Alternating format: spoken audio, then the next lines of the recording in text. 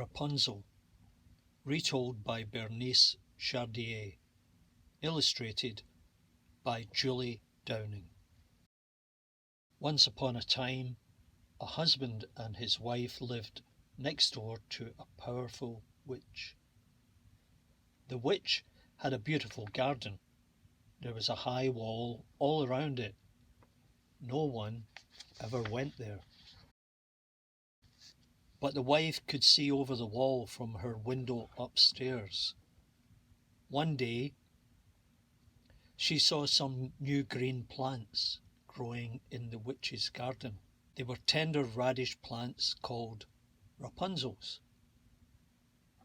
As soon as she saw them, the wife wanted to eat them. She wanted them so much. She would not eat anything else. She grew thinner and thinner until her husband said, "Dear wife, what is wrong with you?"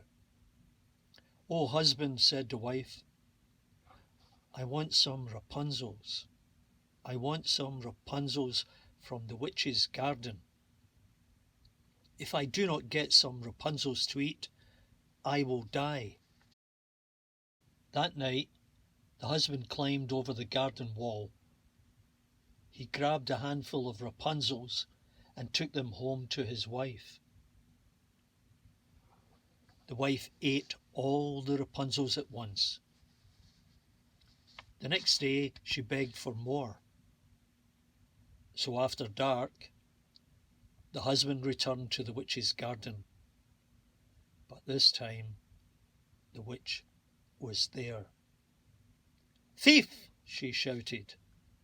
"Oh, please," the man said, "I must have Rapunzels for my wife. She said she will die without them." "Well then," said the witch, "take all the Rapunzels you want, but you must give me something for them." "I will give you anything you say," the man promised. "Soon your wife will have a child," the witch said. "You must give that child to me. If you do not, your wife will die." There was nothing the poor man could do. A few months later, the wife had a baby girl. The witch came at once and took her away, and she named the baby Rapunzel. Each year, Rapunzel grew more and more beautiful. Her golden hair shone like the sun. It was so long it trailed on the ground in a golden path behind her. On Rapunzel's 12th birthday, the witch took her deep into the forest and shut her away in a tower. There were no stairs in the tower. There was not even a door. There was only a window way up at the top. Every day the witch would come to the tower and call, "Rapunzel, Rapunzel, let down your hair." Then Rapunzel would unpin her long, long braid and let it down from the window. The witch would grab the end and climb up. For years, Rapunzel saw no one but the witch. Then, one day, a prince came riding through the forest. He heard someone singing and stopped to listen. It was Rapunzel singing in the tower. The prince could not get inside, but he came back every day to listen to Rapunzel singing. One morning, he saw the witch coming. He hid behind a tree and heard the witch call, "Rapunzel, Rapunzel, let down your hair."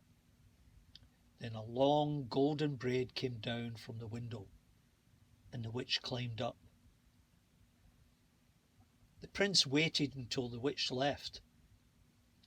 Then he ran to the tower and called, "Rapunzel, Rapunzel, let down your hair."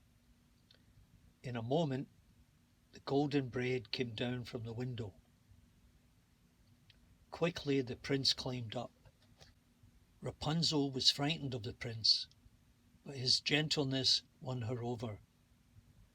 Soon she agreed to leave the tower and be his wife.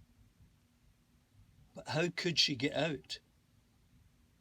"Bring me some strong silk thread," she said, "and I will weave a ladder." So every night when the prince came, Rapunzel worked on the ladder, and every day when the witch came, Rapunzel hid the ladder away. One day Rapunzel was very tired. Without thinking, she asked the witch, "Why don't you climb up like the prince? He's gentle and quick.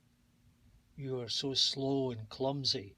"Wicked child," screamed the witch, "what are you saying? I hid you away here so no one could find you. What have you done? You tricked me! You tricked me!" The witch was so angry, she cut off Rapunzel's braid. Then she took Rapunzel far away to a lonely place in the middle of nowhere and left her to live or die. That very same evening, the prince came and called, "Rapunzel, Rapunzel, let down your hair."